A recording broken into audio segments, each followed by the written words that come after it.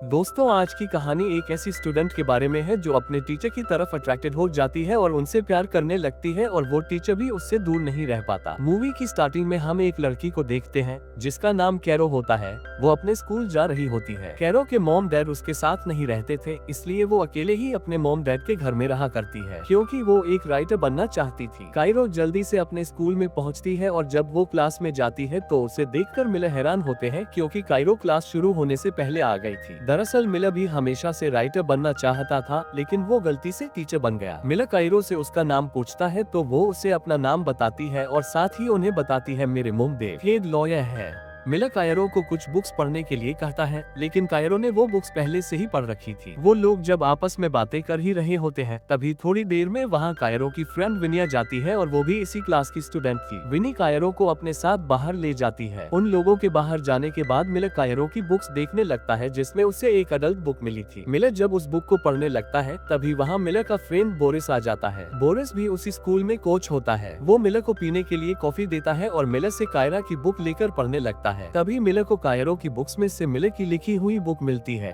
जिसे देखकर वो दोनों हैरान हो जाते हैं क्योंकि मिलर शादी से पहले बुक्स लिखा करता था, लेकिन अभी भी उसके अंदर एक राइटर जिंदा था। अगले सीन में हम मिलर को उसकी वाइफ के साथ देखते हैं। मिलर की वाइफ भी एक राइटर होती है। मिलर अपनी वाइफ से कहता है, आज क्लास में एक स्टूडेंट मेरी बुक पढ़ रही थी। ये सुनकर मिलर की वाइफ उसके पास आकर रोमांटिक होने लगती है, लेकिन उसी टाइम उसे उसके बॉस का कॉल आ जाता है जिससे मिलर का मूड खराब हो जाता है। अगले दिन स्कूल में मिलर अपने फ्रेंड बोरिस के साथ बैठा होता है। मिलर बोरिस को उनके सामने का नजारा देखते हुए कहता है, ये जंगल कितना डरावना है, लेकिन तभी उसी जंगल की तरफ से उन्हें कायरो आती दिखाई देती है जिसे देखकर मिलर की नजर उसके ऊपर से हट नहीं पाती। बोरिस कायरो को खाने के लिए बिस्कुट देता है। कायरो बोरिस के बिस्कुट की काफी तारीफ करती है क्योंकि वो खुद उसने ही बनाए थे, इसलिए बोरिस उसे थैंक्स खुलकर वहाँ से चला जाता है। बोरिस के जाने के बाद मिलर कायरो से कहता है, तुम इस जंगल से अकेले आती हो, तुम्हें डर नहीं लगता? तो कायरो मिलर से कहती है, इस जंगल में सबसे डरावनी चीज तो मैं ही हूँ। वहीं स्कूल में विनी बोरिस से बात करने के लिए जानबूझकर अपनी बुक्स नीचे गिरा देती है। दरअसल विनी बोरिस को पसंद करती थी और ये बात बोरिस भी अच्छे से जानता था, इसलिए वो विनी से कहता है, तुम्हें क्या चाहिए? विनी बातों को घुमाने लगती है और बोरिस के करीब आने लगती है। कायरो भी ये सब देख रही होती है, इसलिए वो विनी के पास जाकर उसे कहती है, तुम ऐसा कैसे कर सकती हो? वो हमारे टीचर हैं। तो विनी कायरो से कहती है, शायद तुम मेरे से जलस हो। सीन में हम कायरो को घर में देखते हैं जहाँ उसके साथ विनी भी होती है। विनी कायरो से उसके मॉम डैड के बारे में पूछती है तो कायरो उसे बताती है उसके मॉम डैड मुंबई में है। विनी कायरो से कहती है, तुम इतनी खूबसूरत हो फिर भी तुम कभी अपने आप को दिखाने की कोशिश नहीं करती। तो कायरो उसे बताती है, मुझे खूबसूरत बनने का शौक नहीं है, मुझे बस स्मार्ट बनना है। विनी उसे बताती है, मैं बोरिस के साथ अफेयर करना चाहती हूँ और मैं उसे काफी पसंद करती हूँ। लेकिन कायरो को विनी की बातें पसंद नहीं आती और वो उसे कहती है, मुझे एक आर्टिकल लिखना है जिसमें मुझे अपनी लाइफ के सबसे बड़े अचीवमेंट के बारे में बताना है, लेकिन मैंने अभी तक ऐसा कुछ अचीव ही नहीं किया है। विनी उसे कहती है, तुम एक टीचर और स्टूडेंट के अफेयर के बारे में लिखे सकती हो कि कैसे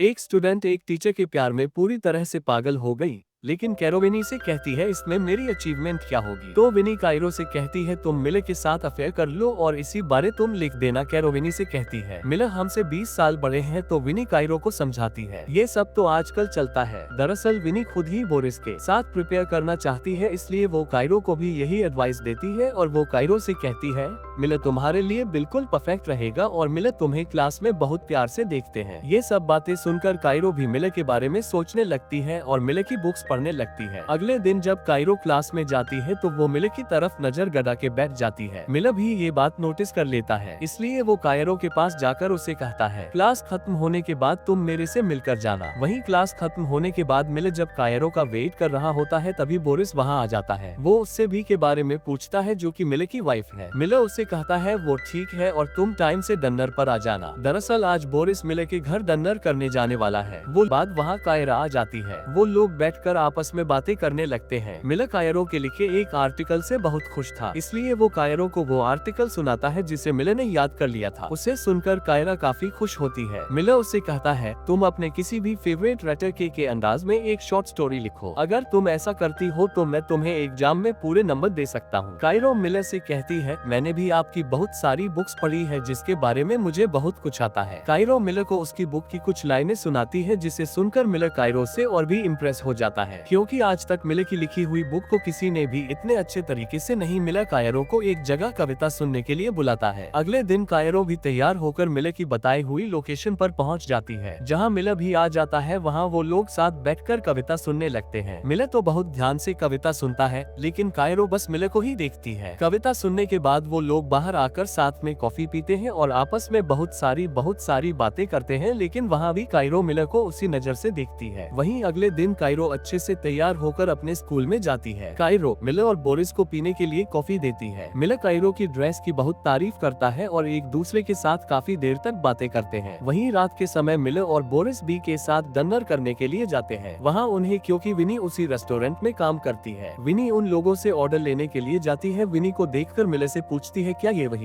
एक लड़की है जिसके बारे में तुम बात कर रहे थे? मिले कहता है, ये वो लड़की नहीं है, उस लड़की का नाम कायरो है और वो बहुत स्मार्ट लड़की है। मिले के मुंह से कायरो की तारीफ सुनकर भी उसे कहती है, तुम भी एक रेटर थे, लेकिन अब तुम लिख नहीं सकते हो और तुमने खुद अपने सपने को मारा है, इसलिए तुम एक टीचर बन के रह गए। ये सब सुनकर मिले को अच्छा नहीं लगता। वहीं अगले दिन जब मिले स्कूल में होता है तब उसे आता है बी मिले से कहीं घूमने चलने के लिए कहती है, इसलिए मिले अपनी क्लास खत्म करने के बाद घर जाने की तैयारी करता है, लेकिन तभी वहाँ कायरो और विनी आ जाती है। कायरो मिले को अपने फेवरेट राइटर के बारे में बताती है, जिसके अंदाज में वो अपनी शॉर्ट स्टोरी लिखने वाली है। कायरो मिले को इम्प्रेस करने के लिए उसे दोबारा लिखने के लिए कहती है और उसे बताती है, तुम अब भी एक बेहतरीन राइटर बन सकते हो। लेकिन मिले को जल्दी घर जाना था, इसलिए वो कायरो की बातों पर ध्यान नहीं देता और वहाँ से चला जाता है। मिले के वहाँ से जाने के बाद विनी मिले की टेबल और चढ़ जाती है और कायरो से मजाक करने लगती है, लेकिन तभी क्लास कर अंदर बोरिस आ जाता है। बोरिस को देखकर विनी उसके साथ फ्लर्ट करने लगती है। विनी बोरिस जिससे उसका नंबर मांगती है, इसलिए बोरिस उसे अपना फोन दे देता है, लेकिन विनी बोरिस के फोन को अपने कपड़ों के अंदर रख लेती है। वहीं कायरो को भी पता चलता है उसका मोबाइल बैग में नहीं है। दूसरी तरफ मिले और बी का बांध कैंसिल हो जाता है, क्योंकि बी को कुछ जरूरी का आ गया था। तभी मिले को एक कॉल आता है जो कायरो के फोन पर आ रहा था,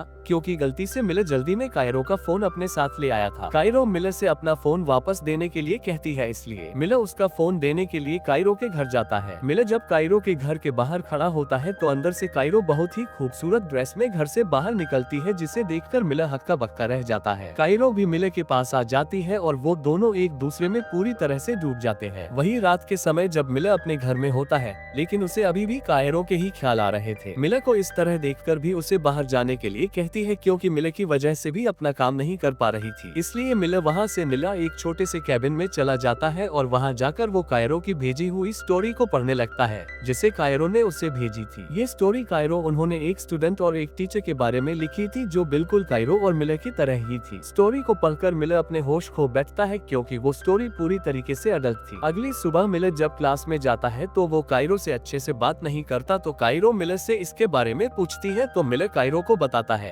तुम ये स्टोरी असाइनमेंट में जमा करना चाहती हो और मुझे तुम्हारी ये स्टोरी बिल्कुल भी पसंद नहीं आई, क्योंकि तुमने उसमें बहुत सारी ऐसी चीजें लिखी है जो बहुत गलत है। लेकिन कायरो मिले से कहती है, ये सब मैंने हमारे बारे में लिखा है। मिले कहता है, हमारे बीच ऐसा कुछ नहीं हुआ है जो तुमने इस स्टोरी में लिखा है। मिले कायरो को दोबारा से लिखने के लिए कहता है और उसे बताता है, अगर तुमने ऐसा नहीं किया तो मैं तुम्हें फेल कर दूंगी। ये सब सुनकर कायरो को गुस्सा आ जाता है और वो मिले से कहती है, मैंने बहुत अच्छी स्टोरी लिखी है, लेकिन तुम उसे लोगों के सामने नहीं लाना चाहते हो, क्योंकि तुम कभी राइटर नहीं बन पाए और जो तुम कभी कर नहीं पाए वो मैंने कर दिखाया। अगर तुमने मुझे फेल किया तो इसका अंजाम अच्छा नहीं होगा। ये कहकर कायरो रोते हुए अपने घर आ जाती है और विनी के साथ ड्रिंक करने लगती है। वहीं मिले भी परेशान होकर अपने घर आ जाता है और अपनी वाइफ वी को सारी बात बताता है और उसे कायरो की स्टोरी पढ़ने के लिए देता है, जिसे पढ़कर भी रोमांटिक होने लगती है। तभी वहाँ बोरिस आ जाता है, जिससे मिले का मूड खराब हो जाता है। दूसरी तरफ कैरोविनी से कहती है, मिले मेरे से प्यार नहीं करते, वो बस मेरे पास होने का दिखावा कर रहे थे। कैरोविनी को बोरिस उनको मैसेज करने के लिए कहती है। विनी बोरिस को मैसेज करती है, लेकिन बोरिस विनी के मैसेज का कोई जवाब नहीं देता। इसलिए कायरो और विनी एक साथ मिलकर बोरिस को उनकी फोटो भेजती है, जिसे देखकर बोरिस मिले के घर से चला जाता है। वहीं मिले को स्कूल से कॉल आती है, क्योंकि मिले और कायरो के बारे में सभी को पता चल चुका था। बी मिले से पूछती है, उस लड़की ने बस एक स्टोरी ही तो लिखी है, इसमें ऐसा क्या हो गया? क्या तुम्हारे और कायरो के बीच बीच कुछ और भी चल रहा था, लेकिन मिलर बी को मना कर देता है और उससे कहता है हमारे बीच ऐसा कुछ नहीं है। वहीं अगले दिन कायरो को प्रिंसिपल अपने ऑफिस में बुलाती है और उससे मिलर और उसके बारे में पूछती है, तो कायरो उन्हें बताती है मिलर मेरे काफी क्लोज थे और हम स्कूल के बाहर भी मिला करते थे। वहीं प्रिंसिपल अब मिलर को अपने ऑफिस में ही बुलाती है और उससे भी यही सवाल पूछती है, लेकिन मिलर उनके सवाल का अच्छे से जवाब नहीं दे पाता, जिससे प्रिंसिपल को सब समझा जाता है और वो मिलर को जॉब से निकाल देती है। बाहर मिलर बोरिस के साथ बैठा होता है। बोरिस मिलर से कहता है उन्हें तुम्हारी लिमिट क्रॉस नहीं करनी चाहिए थी। मिलर बोरिस को समझाने की कोशिश करती है, लेकिन बोरिस और इस मिलर की बात सुने बिना ही वहाँ से उठकर चला जाता है। वहीं घर जाने के बाद मिलर बी को बताता है मुझे जॉब से निकाल दिया। ये सुनकर भी मिलर पर शक करने लगती है और उसे कायरो और उसके बारे में सच बताने के लिए कहती है, लेकिन मिलर बी से कहता है हमारे बीच ऐसा कुछ नहीं हुआ है और इसी बीच उन दोनों में काफी बहस होने लगती है और भी मिलर से डिवोर्स करने के लिए बोल रहा है। अगले सीन में हम विनी को देखते हैं जो कायरो के पास जाती है और उसे कहती है तुमने मिलर के साथ अच्छा नहीं किया, उसे जॉब से निकाल दिया गया है। विनी कायरो से कहती है तुम ये सब क्यों कर रही हो। कायरो विनी से कहती है मिलर ने मेरे साथ अच्छा नहीं किया और उसने मेरा इस्तेमाल किया, अब उसे पता चलेगा मैं क्या चीज हूँ। विनी कहती है तुम्हें मिलर की बातों को इतना सीरियस नहीं लेना चाहिए और अगर फिर भी तुम नहीं मानोगी तो मैं तुम्हारे बारे में प्रिंसिपल को सब सच बता दूंगी। ये सुनकर कैरो विनी से कहती है अगर तुमने ये सब करने की कोशिश की तो मैं मिलर के साथ बोरिस की भी जिंदगी बर्बाद कर दूंगी और एक साथ धोनी टीचर की जॉब चली जाएगी। ये सुनकर विनी वहाँ से चली जाती है और इसी तरह से कायरो मिलर की जिंदगी बर्बाद कर देती है। ये सब करके कायरो काफी खुश होती है। अब कायरो आखिरी बार मिलर से मिलने के लिए जाती है, जहाँ वो अपनी कहानी में खुद को एक हीरो और मिलर को एक विलेन बताती है। कायरो रोते हुए मिलर की तरफ देखती है क्योंकि वो अब भी मिलर उससे प्यार करती थी और इसी सस्पेंस के साथ इस मूवी की एंडिंग हो जाती है। दोस्तों मूवी पसंद आई हो तो वीडियो को लाइक और चैनल को सब्सक्राइब करना न भूले। Thanks for watching.